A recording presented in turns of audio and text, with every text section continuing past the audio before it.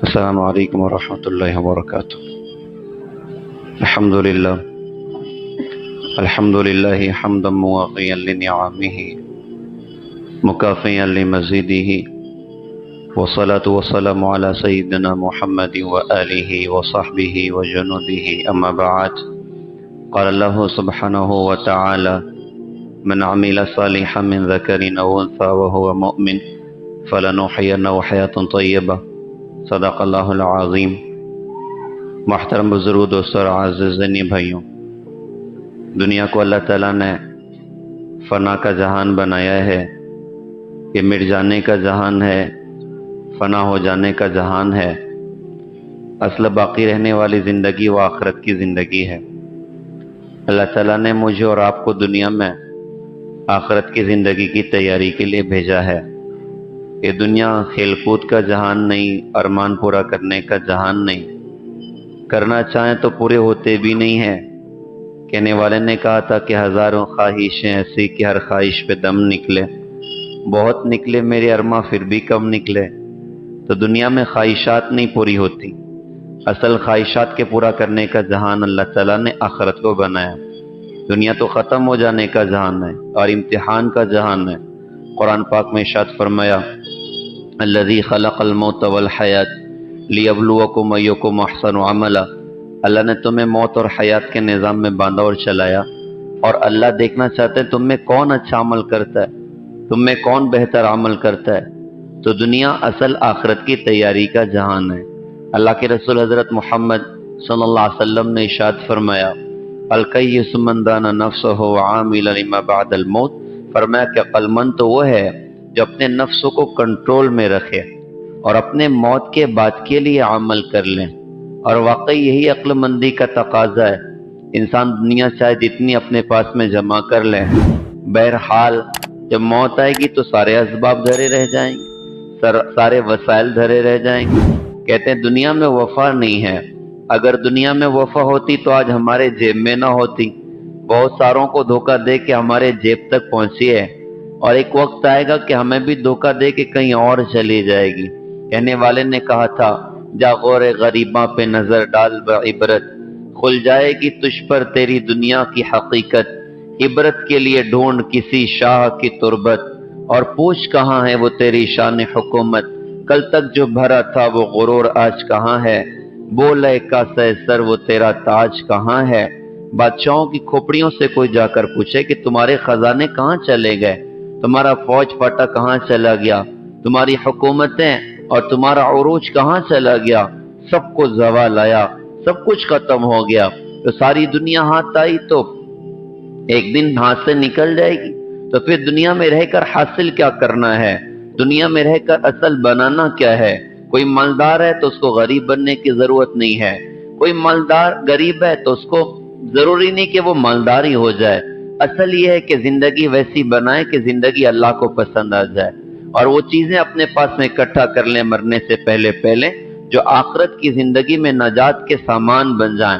تو کون سی چیزیں کام آئے گی، کیا کچھ کام آئے گا؟ تو یہ بات بتائی گئی کہ اصل ایمان کی دولت کام آئے گی، اصل نیک اعمال کی دولت کام آئے گی۔ قرآن پاک میں ارشاد فرمایا کہ یوم لا ينفع مال ولا بنون الا من اتى اللہ بقلب سلیم، نہ مال کام آئے گا نہ اولاد قیامت کے میدان میں کام آئے گی، فرمایا کہ قلب سلیم قیامت کے میدان میں کام آئے گا۔ ساری چیزیں تو دری رہ جائیں گی۔ اگر قلب سلیم ہے، اگر بنا ہوا دل ہے، اللہ کی محبت سے لبریز دل ہے، اللہ کی معرفت سے روشن دل ہے، یہ کامیابی کی پہلی بنیاد ہے۔ دنیا میں رہ کر ہمیں کیا کرنا کہ دنیا میں رہ کر ہمیں اپنے دل کو بنانے کی کوشش کرنی ہے، اپنے دل کو سنوارنے کی کوشش کرنی ہے۔ دل کا سنوارنا اتنا ضروری ہے، دل بگڑ جائے انسان کو جہنم کی آگ تک پہنچا دیتا ہے، اور دل بن جائے تو انسان اتنی اوپر جائے کہ فرشتے بھی رشک کریں کہ اس آدم کی اولاد کو کیا کچھ درجات اللہ پاک نے عطا فرما دیے، کیا کچھ مراتب اللہ پاک نے عطا فرما دیے۔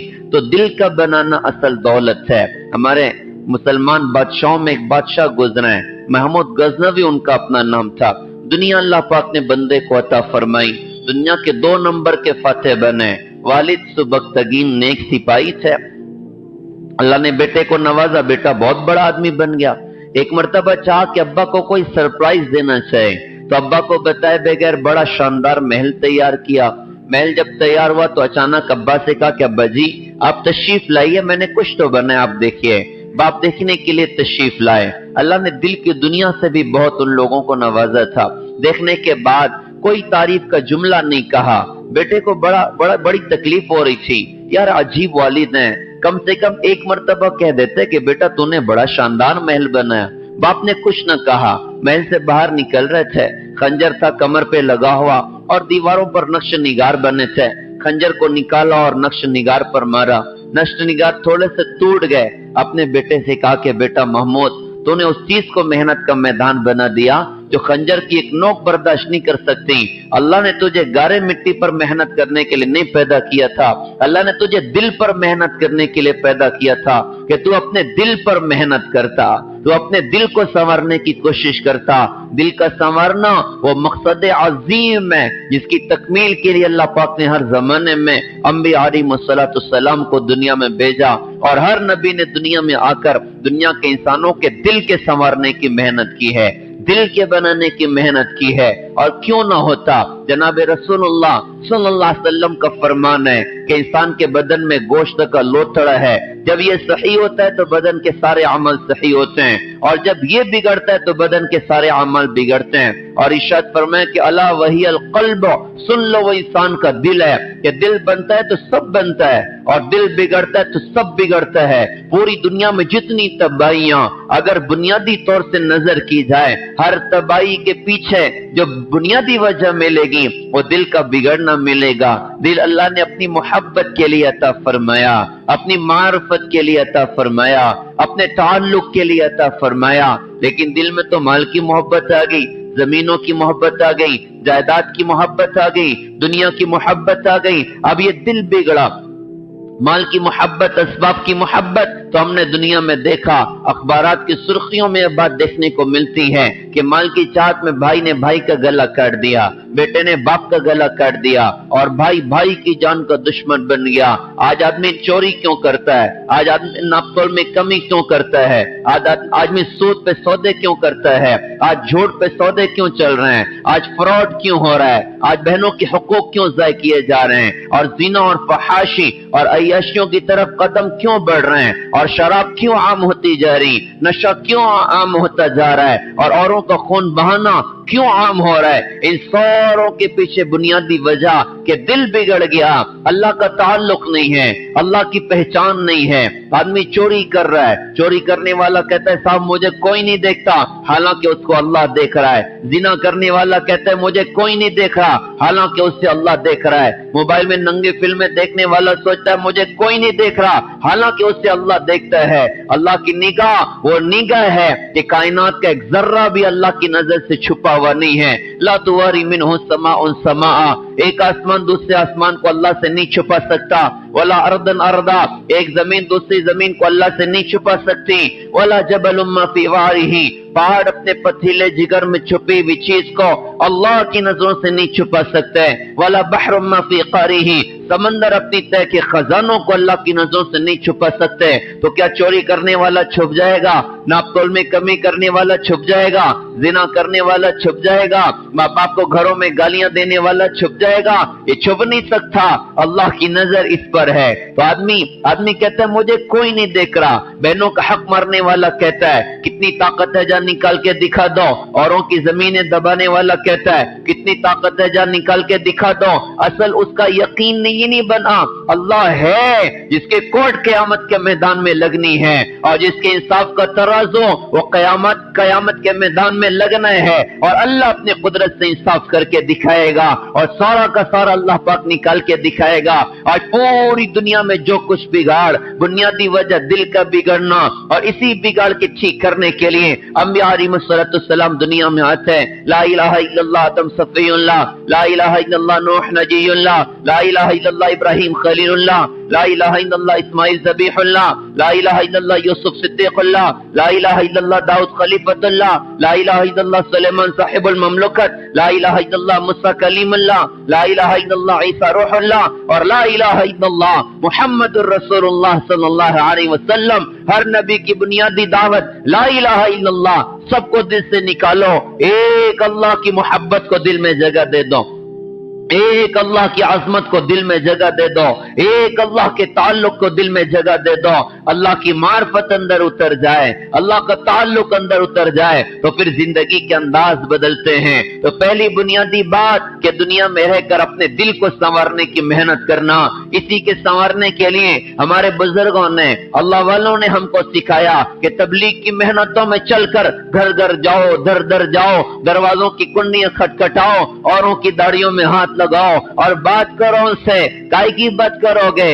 عہدے کی، کرسی کی، ملک مال کی؟ کہ نہیں، کرتے اللہ ہیں، پالتے اللہ ہیں، رب اللہ ہیں، ساری کائنات اللہ کی محتاج، اللہ کسی کے محتاج نہیں۔ وہ مرنے پر آئے کوئی جلا نہ سکے، اللہ جلانے پر آئے کوئی مار نہ سکے، اللہ دینے پر آئے کوئی لے نہ سکے، اللہ لینے پر آئے کوئی دے نہ سکے، وہ عزت دینے پر آئے تو کرسیاں چھین کے عزت دے دیں، وہ ذلیل کرنے پر آئے تو بادشاہوں کے سر پہ جوتے پھڑوا دیں، وہ نفع دینے پر آئے تو مندے میں نفع ہو جائے، اللہ نقصان دینے پر آئے تو سیزن میں پارٹیاں اندر کر دیں، وہ شفا دینے پر آئے تو زہر بھی دوا کا کام کر جائے، اللہ موت دینے پر آئے تو دوائیاں ریئیکشن کر جائیں، وہ بچانے پر آئے تو چلتی چھری کے نیچے اسماعیل علیہ السلام کو زندگی نظر آ جائے، بھڑکتی آگ میں خلیل اللہ کو زندگی نظر آ جائے، اور مچھلی کے پیٹ میں یونس علیہ السلام کو زندگی نظر آ جائے، وہ بچانے پر آئے تو مکڑی کے جالوں سے اپنے سب سے عظیم نبی کی حفاظت ہجرت کی رات میں اپنی قدرت سے کر کے دکھائیں۔